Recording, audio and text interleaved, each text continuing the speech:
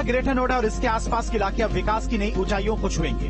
Noida international airport तक बेहतर connectivity की कोशिश जारी है और इसी के तहत इस एयरपोर्ट को गाजियाबाद से रैपिड रेल से जोड़ा जाएगा। गाजियाबाद से ग्रेटर नोएडा वेस्ट परी चौक होते हुए रैपिड रेल जेवर एयरपोर्ट यानी कि नोएडा इंटरनेशनल एयरपोर्ट तक जाएगी। मुख्य सचिव डीएस मिश्रा की अध्यक्षता में हुई एनसीआर ट्रांसपोर्ट कॉर्पोरेशन यानी कि एनसीआरटीसी की व्यवहारिकता रिपोर्ट को मंजूरी दे दी गई। साथ ही डीपीआर तैयार करने के निर्देश भी दिए गए हैं। नोएडा और ग्रेटर नोएडा के लोगों को रैपिड रेल की सौगात मिलने वाली है। रैपिड रेल को गाजियाबाद से ग्रेटर नोएडा वेस्ट और उसके बाद परी चौक होते हुए सीधा जेवर एयरपोर्ट तक ले जाने की तैयारी शुरू हो गई है। शासन से अनुमति मिलने के बाद अब डीपीआर तैयार की जा रही है। इस रूट की बात की जाए तो इस रूट पर 11 स्टेशन बनाए जाएंगे और 2031 तक रैपिड रेल का काम पूरा करने का लक्ष्य रखा गया है, जो कि 2 फेज में बनाया जाना है। ग्रेटर नोएडा वेस्ट की बात करें तो लाखों परिवार वहां पर रहते हैं और मेट्रो रेल की पिछले काफी दिनों से मांग कर रहे थे। मेट्रो में विलंब होने के बाद अब जिस तरीके से रैपिड रेल की शुरुआत होने की खबर आई है तो उन परिवारों में भी काफी खुशी देखने को मिली है।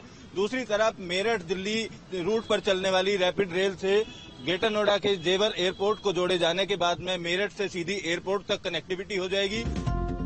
बताया जा रहा है कि इस रूट पर 2031 तक रैपिड रेल चलने लगेगी। इस परियोजना पर करीब 16,000 करोड़ रुपए का खर्च आएगा। रूट की कुल लंबाई 72.26 किलोमीटर होगी। इस रूट पर करीब 11 स्टेशन बनाए जाएंगे। रूट पर एलिवेटेड कॉरिडोर बनाया जाएगा। रैपिड रेल के जिस रूट को मंजूरी मिली है वो गाजियाबाद से शुरू होकर greater Noida west, greater Noida east होकर परी चौक पर इक्का लाइन मेट्रो से जुड़ेगा। दूसरे फेज में इसके आगे सूरजपुर कासना रोड होते हुए कासना इकोटेक 6 दनकौर होकर यमुना प्राधिकरण क्षेत्र में एक्सप्रेस वे के समानांतर नोएडा एयरपोर्ट तक जाएगा। जेवर में देश के सबसे बड़े एयरपोर्ट का काम तेजी से चल रहा है। इसका पहला फेज अगले साल यानी कि 2024 में पूरा हो जाएगा।